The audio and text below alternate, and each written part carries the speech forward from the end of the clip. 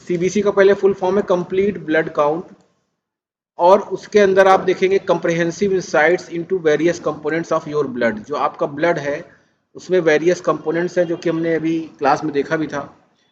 उसी का एक कंप्रिहेंसिव इंसाइट और वैल्यूएबल इंफॉर्मेशन आपकी ओवरऑल हेल्थ की मिल जाती है इससे।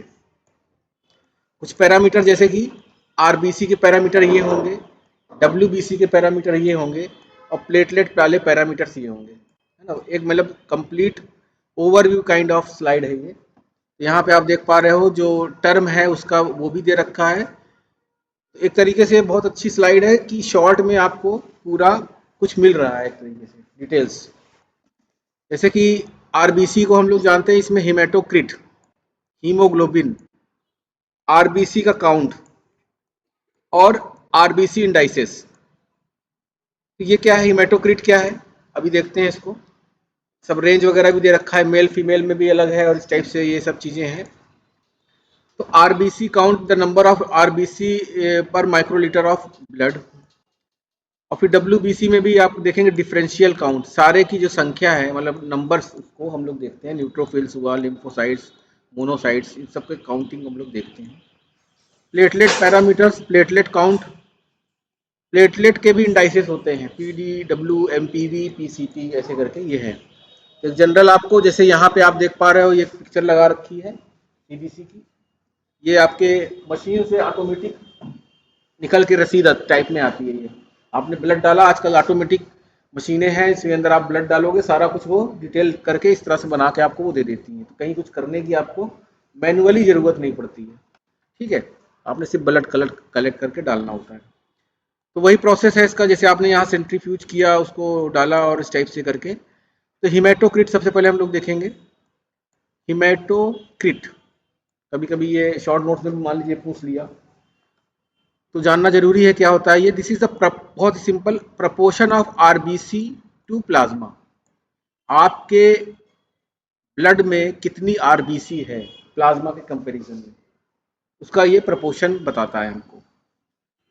तो एक नॉर्मल रेंज जो होती है 40 टू 54% आरबीसी जो है पाई जाती है मेल में, 36 टू 48% फीमेल में। तो यहाँ पे मैंने कुछ पिक्चर्स लगा रखी हैं, आप देख पाओगे इसको। ये इस टाइप की आपको हिमेटोक्रिट लेवल जानने के लिए ट्यूब्स चाहिए होंगी, है ना। इस तरह की ये ट्यूब्स आएंगी जिसके अंदर आप पंच करके यहाँ पे ऐसे करके ये टच करोगे, इसे पंच करोगे, फिर इसके बाद सेंट्रीफ्यूज में करोगे तो यहाँ पे ये अलग अलग सेपरेशन हो जाएगा। यहाँ पे आप देख पा रहे हो सेपरेट हो गया ये, ठीक है। तो इस सेपरेट से क्या होगा कि प्लाज्मा अलग दिखेगा आपको। यहाँ पे डब्ल्यूबीसी बहुत छोटी सी लेयर दिखेगी, जो मैंने पहले भी बताया था, इसे कहते हैं हिमेटोक्रिट ट्यूब। और फिर उसके बाद आरबीसी जो है वो अलग दिखेगी। और यहाँ पे नंबर्स भी लिखे रहते हैं, जैसे यहाँ पे देख रखे हैं ना, नंबर लिख रखा है। तो बहुत आसानी से आप जो है बस इसको पिंच करोगे, अपना वो निकालेंगे और उसमें टच करके ये लेवल आप देख सकते हो। तो इससे हमें क्या मिलेगा, फिर हम लोग देखेंगे कि आरबीसी का वॉल्यूम कितना है, इसी से पता चल जाएगा यहाँ पे कितना वॉल्यूम आ रहा है, कितने एमएम आ रहा है, टोटल वॉल्यूम कितना है, और मल्टीप्लाइड बाई 100। तो ये हिमेटोक्रिट आपका परसेंटेज आ जाएगा, सिंपल फार्मूला। जैसे यहाँ पे आप देख पा रहे हो कि आपका 42% ये आया है और 100% आपका पूरा ये है। एक तरीके से हिमेटोक्रिट आपका 42% हो गया, सीधी सी हिसाब। तो जितना होगा उतना ही वो परसेंटेज में आ जाएगा करके। तो ये एक एग्जाम्पल के तौर पे समझाया हुआ है कि इस टाइप से मान लीजिए पेशेंट आपके पास कोई आता है और आपको इस टाइप से पेशेंट 1 में ये ब्लड मिलता है, 30 mm आपको आरबीसी मिल जाता है, तो टोटल वॉल्यूम 75 mm इसका वॉल्यूम है। तो उसको प्रपोर्शन कितना कितना होगा क्या करके, है ना। तो इस तरह से अलग अलग पेशेंट आएंगे तो अलग अलग आपका, और इसी को फार्मूले में आप डालोगे तो ये रिजल्ट आपका परसेंटेज में वो आ जाएगा। तो नॉर्मल आपका ये ऐसे दिखाई देगा, मान लीजिए ये ऐसे है, जब आप ट्यूब में करेंगे तो ये आपका ऐसे आएगा। और अगर ये एनीमिया हुआ, एनीमिया जिसमें कि आपका हीमोग्लोबिन कम हो जाता है और उस टाइप से आरबीसी भी कम बनते हैं, तो उसमें ये ऐसे करके दिखाई देगा, मतलब ये नॉर्मल से गिर जाएगा नीचे। या फिर ये बढ़ जाए, एलिवेटेड हीमेटोक्रिट, पॉलीसिथीमिया, मतलब ये रेंज बढ़ भी जाती है। तो इस तरह से ये हमको सीधा बहुत ही सिंपल तरीके से ये मिल जाता है हमको आंसर। और इसे हम लोग एक रेड ब्लड सेल्स को पैक्ड सेल वॉल्यूम भी, पीसीवी के नाम से भी कभी कभी इसको रिप्रेजेंट कर देते हैं। अब आते हैं हीमोग्लोबिन। ये आपने हीमेटोक्रिट जान लिया कि हीमेटोक्रिट क्या है, बहुत ही सिंपल तरीके से कि आपने समझा उसको। अब आते हैं हीमोग्लोबिन। हीमोग्लोबिन का आपको पता है कि आरबीसी के अंदर पाया जाता है। मेन फंक्शन इसका जो है oxygen carrying protein in the RBC. जो ब्लड के अंदर हमारे ऑक्सीजन ट्रेवल करता है वो ये जो है इसके थ्रू अपना वो जाता है। ऑक्सीजन हुआ या कार्बन डाइऑक्साइड भी अपना गैस का ट्रांसफ्यूजन इस तरीके से ये करने में हेल्प करता है आपको। अब नॉर्मल रेंज में ये आपका 14 टू 80 ग्राम पर डेसीलीटर आपका मेल में पाया जाएगा। फीमेल में 12 टू 16 ग्राम पर डेसीलीटर। ये एक नॉर्मल रेंज है। ये सब भी थोड़ा थोड़ा आपको आइडिया होना चाहिए। मान लीजिए कोई क्वेश्चन आया तो आपको कुछ पता हो उसके बारे में। तो यहाँ पे haemoglobin determines usually by perform the automated cell counter from a tubes well mixed with EDTA anticoagulating agent filled with a predetermined level. In this assay, all forms of the hemoglobin are converted to the colored protein cynometh hemoglobin and measured by a calorimeter. तो एक तरीका तो ये है कि generally आप उसको calorimetric ऐसे के जरिए कि हम ऐसा कुछ रिएजेंट इसके अंदर डाल दें जिससे ये कलर शो करे, है ना, और उसको हम मेजर कर लें अपना स्पेक्ट्रोफोटोमीटर में टाइप से। एक मशीन ये भी होती है और एक आजकल आप देखते होंगे उसमें भी आता है कि एक डेंसिटी के आधार पे, जैसे आप कभी ब्लड डोनेट करने जाओ, जैसे डोनेट करने जाओ तो वहां पे वो लोग ऐसे पिंच करेंगे और ड्रॉप को एक मशीन उसके अंदर डालेंगे, ट्यूब के अंदर, और वो ड्रॉप ट्रेवल करने में कितना टाइम लेगी उसके डिस्टेंस के अनुसार, मतलब उसको वेट टाइम के अनुसार कितना भारी है कितना कम है उसके अनुसार डेंसिटी के अनुसार वो तुरंत जान लेते हैं कितना ये एलिजिबल है कि नहीं है। तो इतना करने की जरूरत नहीं, सीधा आपने वो डाला, वो भी एक तरीका होता है। इन दिस ऐसे तो यहाँ पे आप देखेंगे सिम्टम दैट में कॉल्ड हीमोग्लोबिन टेस्ट। तो हीमोग्लोबिन जैसे कि आप देखते हो टायर्डनेस आ रहा है, ब्रीदिंग प्रॉब्लम आ रही है, तो डिजीनेस, फेंटनेस, हेडेक हो रहा है, dryness in of hair and nails, ये सारे लक्षण है कि आपका हीमोग्लोबिन लेवल कम हो सकता है। High haemoglobin, frequent headache, lightheadedness, dizziness, difficulty in blurry vision, ये सारे जो लक्षण है उसके आधार पर ये कहा जाता है कि आप हीमोग्लोबिन का जो है टेस्ट करा लीजिए। और ये थोड़ा सा रेंज वगैरह यहाँ पे मेंशन कर रखी है। अब आते हैं नॉर्मल और एब नॉर्मल टाइप्स ऑफ हीमोग्लोबिन। हम लोग का जो नॉर्मल और एब नॉर्मल टाइप्स है यहाँ पे, तो नॉर्मल टाइप ऑफ हीमोग्लोबिन ये है, जैसे हीमोग्लोबिन ए और एफ नाम दिया गया है। एफ का मतलब फीटल हीमोग्लोबिन, ए का मतलब अडल्ट हीमोग्लोबिन, सिंपल। जब बच्चे होते हैं तो उनको हम लोग एफ में डालते हैं। न्यू बॉर्न बेबीज हुआ या ये अनबॉर्न बेबीज हुआ, वो एफ वाला रहता है, हीमोग्लोबिन एफ कहते हैं वहाँ पे। और वो एफ जो है एच बी ए में बदल जाता है, get replaced by the gradually replaced by H B A after birth. धीरे धीरे ये एच ए की तरफ चला जाता है। तो यहाँ पे एबनॉर्मल वाले कौन से हैं, जैसे कि सी, एस। एस वाला जो है वो सिकल शेप्ड आरबीसी में रिप्रेजेंट किया जाता है। सी वाला एनीमिया हुआ, इसमें oxygen efficiently doesn't carry oxygen efficiently. या ई वाला साउथ ईस्ट एशियन पॉपुलेशन में ये असिम्प्टोमेटिक होता है, कॉजेज माइल्ड एनीमिया। तो ये मतलब किसी पॉपुलेशन वाइज है ई वाला, हर उसमें नहीं पाया जाएगा, तो common in south east Asian population में ये पाया जाता है। ये नॉर्मल टाइप्स और एबनॉर्मल टाइप्स ऑफ हीमोग्लोबिन हो गए। अब इसका क्लिनिकल सिग्निफिकेंस क्या है हीमोग्लोबिन का, तो जो इसका काम है वही इसका सिग्निफिकेंस हो गया। एक तो ऑक्सीजन वाला, ये ऑक्सीजन बाइंड करेंगे और लंग से ये ट्रांसपोर्ट करेगा आपका टिश्यू की तरफ, या फिर कार्बन डाइऑक्साइड से बाइंड करेगा और वेस्ट जो प्रोडक्ट होगा उसको टिश्यू से लेके लंग्स की तरफ एक्सलेशन में जाएगा वो, है ना, सांस लेना भी है छोड़ना भी है। या फिर एनीमिया डायग्नोसिस में जैसे डिक्रीज हुआ तो एनीमिया हो गया, आयरन डिफिशियंसी हो सकती है। तो ये सारे क्लिनिकल सिम्टम्स है जो हीमोग्लोबिन आपको चेक करना पड़ेगा उस केस में। और इसका स्ट्रक्चर तो आप लोगों ने देख ही लिया था, वो जो होता है ये वाला, कहाँ गया ये, दो अल्फा और दो beta chain globulins, alpha globulins और बीटा ग्लोबुलिन्स की ये स्ट्रक्चर बना हुआ है इसका। अब आते हैं नेक्स्ट उस पे, थैलीसीमिया और हीमोग्लोबिन पैथीज। थैलीसीमिया भी एक, और ये दोनों जेनेटिक डिसऑर्डर है जो कि आपके हीमोग्लोबिन प्रोडक्शन को अफेक्ट करते हैं, तो वो भी हम लोग इसके मदद से जान सकते हैं। अब यहाँ पे एक टेस्ट होता है इलेक्ट्रोफोरेसिस के जरिए किया जाता है, वो जिसे प्रोटीन है तो चार्ज होगा, तो इलेक्ट्रोफोरेसिस पे भी हम इसको रन करा सकते हैं, तो वहाँ से भी हमको इसका एबनॉर्मल टाइप का पता चल जाता है कि ये कंडीशन ये वाली है।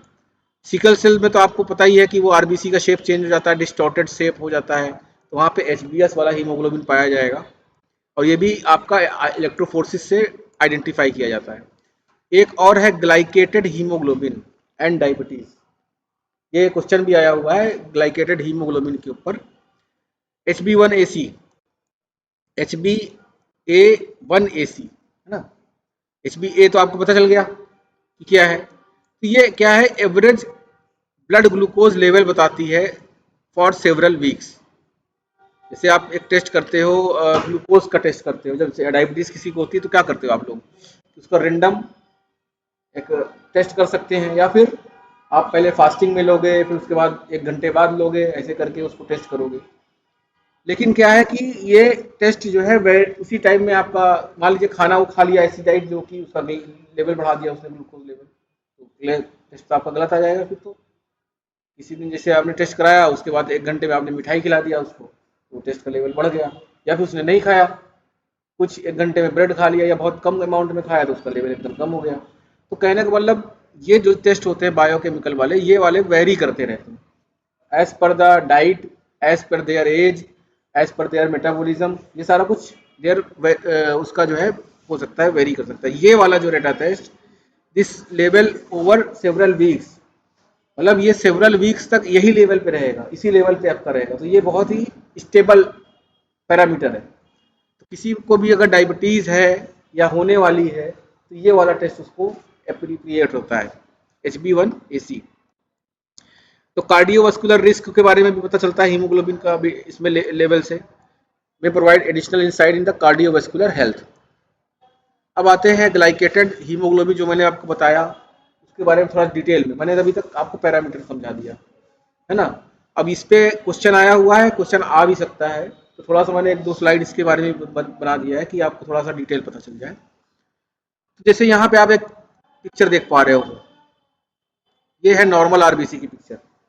तो हमारी जो आरबीसी ट्रेवल करती है, तो ब्लड को तो मतलब ऑक्सीजन को भी लेती है, CO2 को भी लेती है, लेकिन ग्लूकोज के साथ भी बाइंडिंग हो जाती है, जो उसके अंदर ब्लड के अंदर ग्लूकोज रहेगा उससे वो बाइंड हो जाता है। तो कुछ पार्ट इसमें आपके डॉट टाइप में जो दिख रहे हैं, दिस इज द ग्लूकोज है ना, ग्लूकोज जो है वो चिपक गए हैं इसके ऊपर व्हाइट व्हाइट जैसे।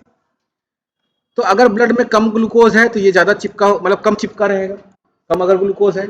अगर ज़्यादा ग्लूकोज हो गया तो ये ज़्यादा चिपक जाएगा। अब ये ज़्यादा जब चिपक जाएगा तो क्या होगा कि जो इसका नॉर्मल फंक्शन है, जो CO2 को लेना छोड़ना है, O2 को लेना है, ये वाला इफेक्ट करेगा, क्योंकि स्पेस कम हो गया। अब ये ग्लूकोज, जैसे कि आप देखो कि कोई सिक्का है, मान लीजिए सिक्के की तरफ देख लीजिए, या कि कोई कोई दाना है, कोई अनाज का दाना है, उसको आप ग्लूकोज के चाशनी में डाल दो, तो कम अगर चाशनी में डालोगे तो वो कम कोट होगा, ज़्यादा चाशनी में डाल दोगे तो पूरा वो कोट हो जाएगा करके, तो वो ज़्यादा वो उसके ऊपर बाइंडिंग के स्पेस ही नहीं रहेगा।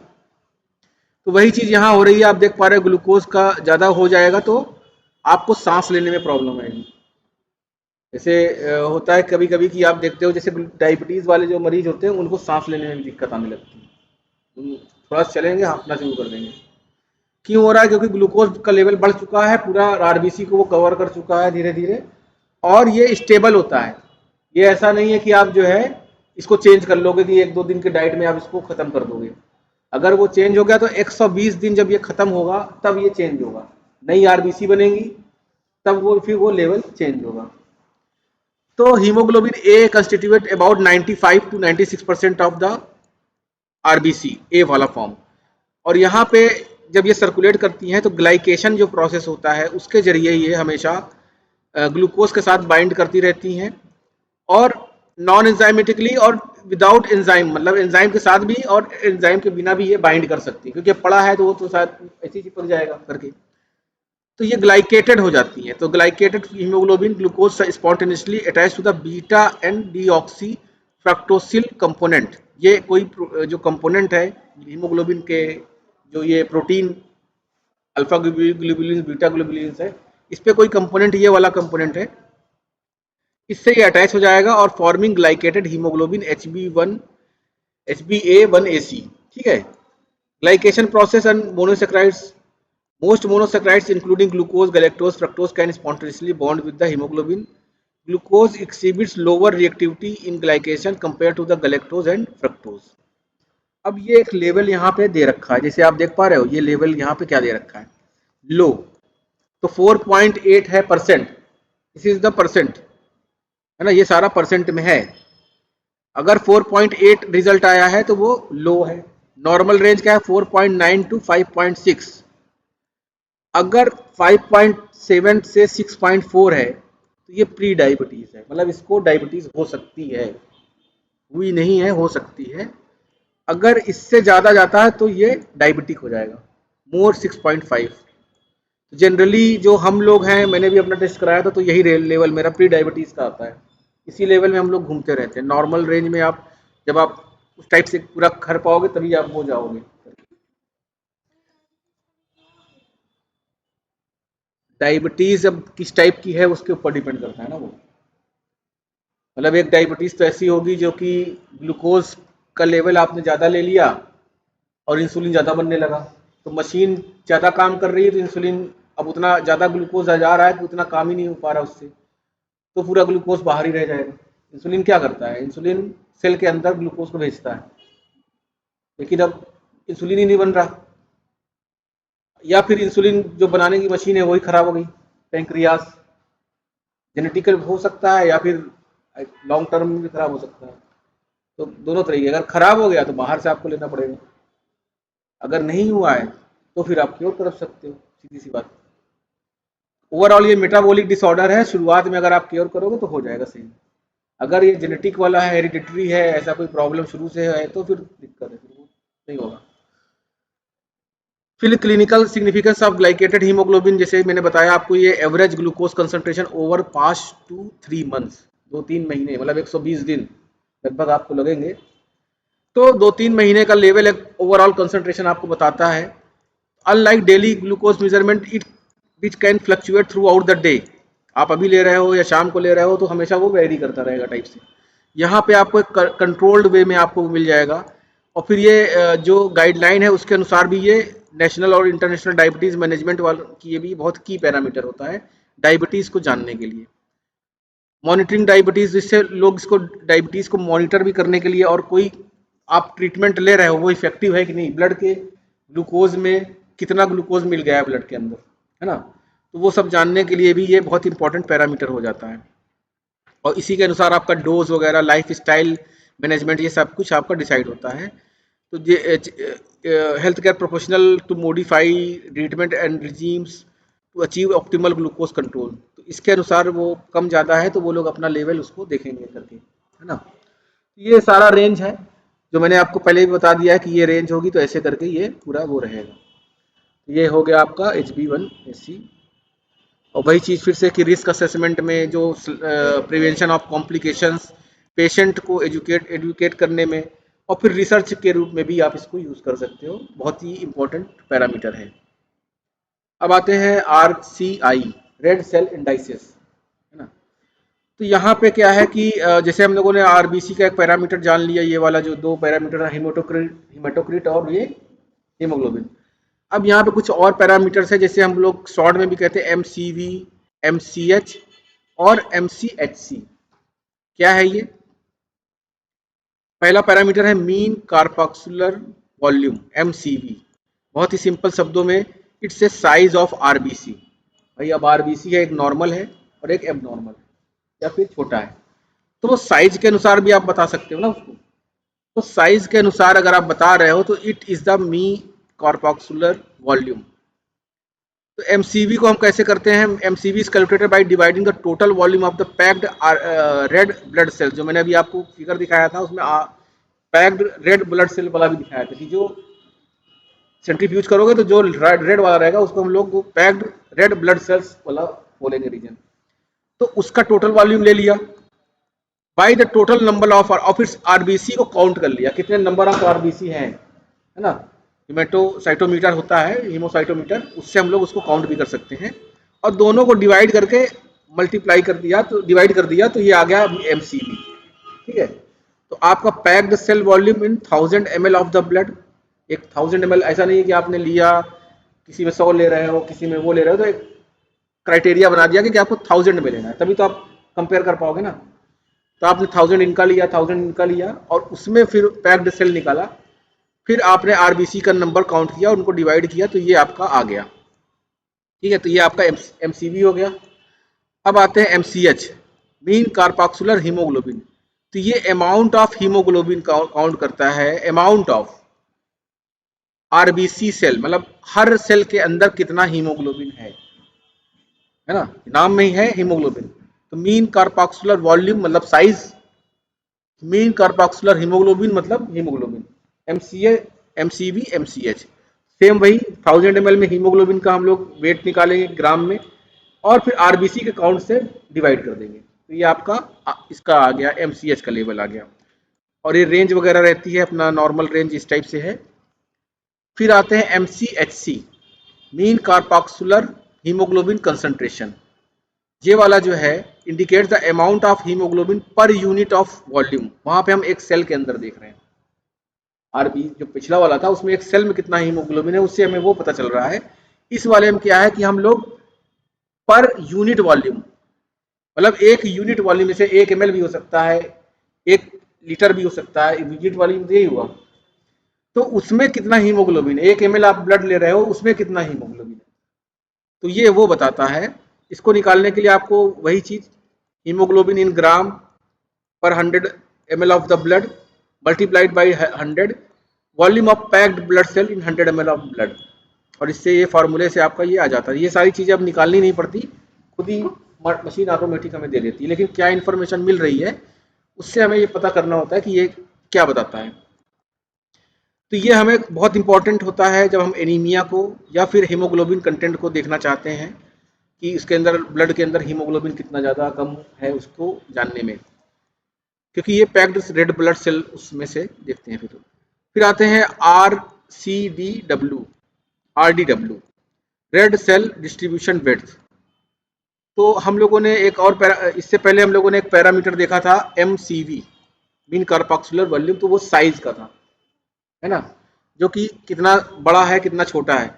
अब हम अगर एक स्टैटिस्टिकली देखें, स्टैटिस्टिक्स पता है कि नहीं आपको, what is statistics, graphical,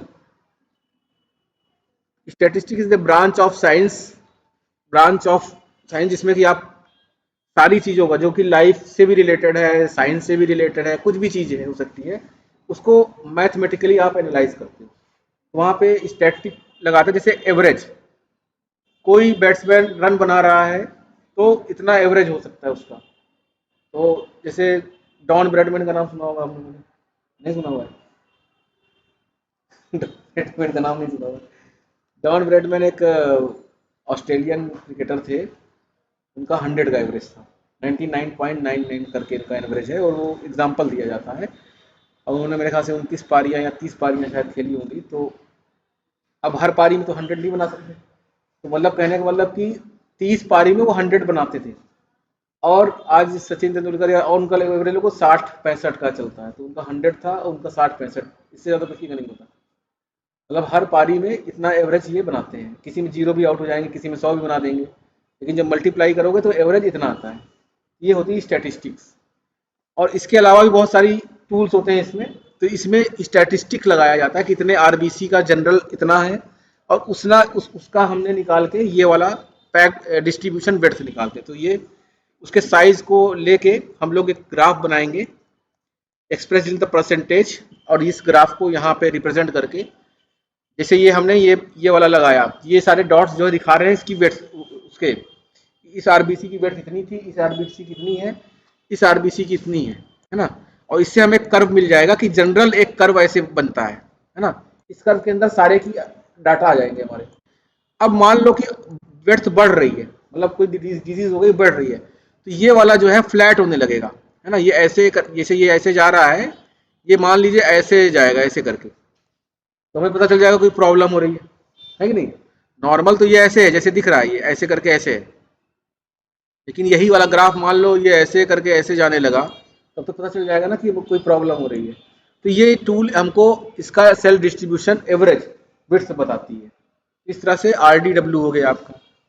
platelet count and platelet indices, ये भी क्वेश्चन शायद एक आया हुआ है प्लेटलेट के बारे में भी।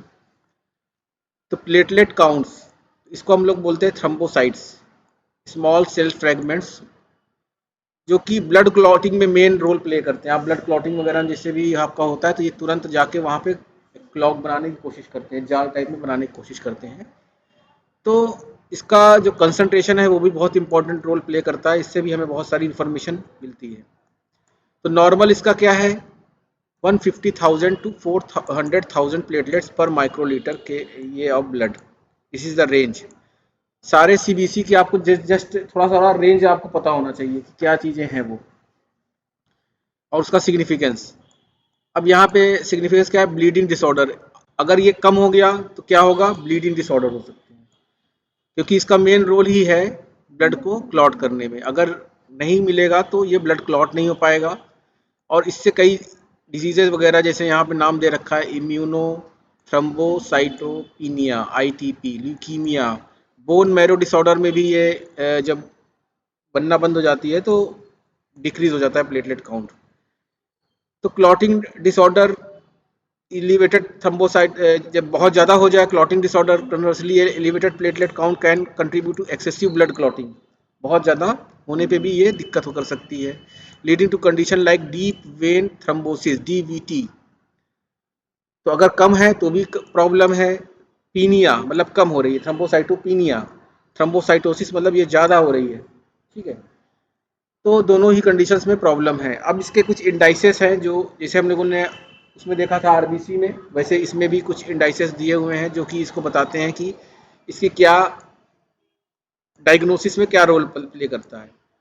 यहाँ पे इसके हम लोग देखते हैं कुछ, mean platelet volume, MPV, it measure the average size of platelets in the blood.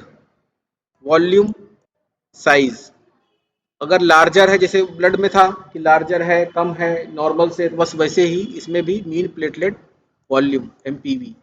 Elevated MPV associated with increase platelet production and can be observe such as immune mediated thrombocytopenia. Platelet distribution width, वहाँ पे भी हमने RDW देखा था, जो देख रहे थे कि उसका विड्थ जो है इंक्रीज हो जाता है।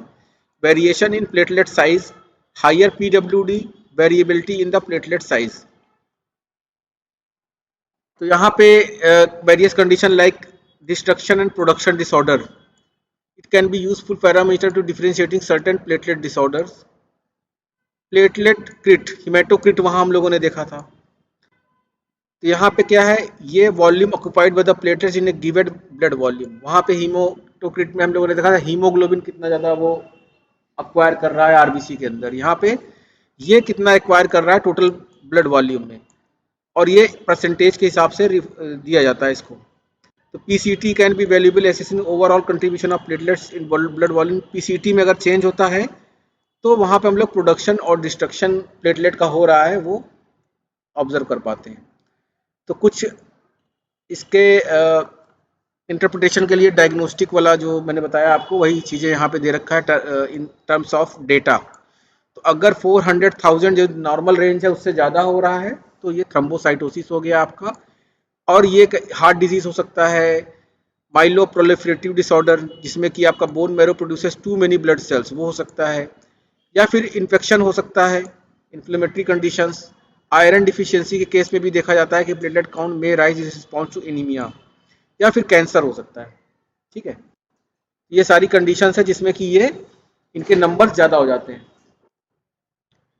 पीनिया मतलब कम, 150,000 से कम, और यहाँ पे इन्फेक्शन के कारण, जैसे डेंगू वगैरह में आप देखते हो या मलेरिया में देखते हो, इन्फेक्शन के कारण आपका प्लेटलेट काउंट कम हो जाता है। Viral infection, auto immune disorder, इसमें अपनी सिस्टम खुद ही को डिस्ट्रॉय करने लगती है, प्लेटलेट डिस्ट्रक्शन होना शुरू हो जाता है, या कुछ मेडिकेशंस पे हैं आप तो भी आपका वो हो सकता है। तो कई कंडीशंस है जो बोन मैरो डिसऑर्डर में भी जब प्रोडक्शन नहीं होगा तो ये भी नहीं बनना होंगी। तो इस तरह से ये दोनों पीनिया और थ्रोम्बोसाइटोसिस। तो दोनों चीज़ों को आपको देखना पड़ेगा। और फिर ये टेबल्स है जो कि मैंने लगा दिया है और इनमें रेंज भी डाल दी है साथ में, आप देख पा रहे हो नॉर्मल वैल्यूज़ को डाल दिया है।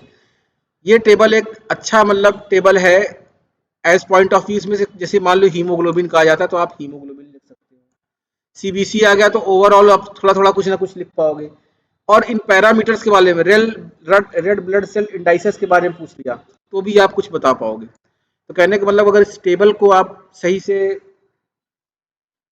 प्रैक्टिस करोगे तो इनमें से आप बहुत सारे पॉइंट्स लेके लॉन्ग क्वेश्चंस के आंसर दे पाओगे आसानी से। इतना सारा आपको याद करने की जरूरत नहीं पड़ेगी। और बाकी इसमें से कुछ भी पूछ सकता है, वो तो आप लोगों को पेपर ही देखा हुआ है, आप लोगों ने तो कुछ कह नहीं सकते इसमें। लेकिन ओवरऑल मैंने इसमें बनाया है कि अगर कुछ भी पूछता है तो आप लिंक करके कम से कम उसको जोड़ के कहीं ना कहीं उसको लिख सको।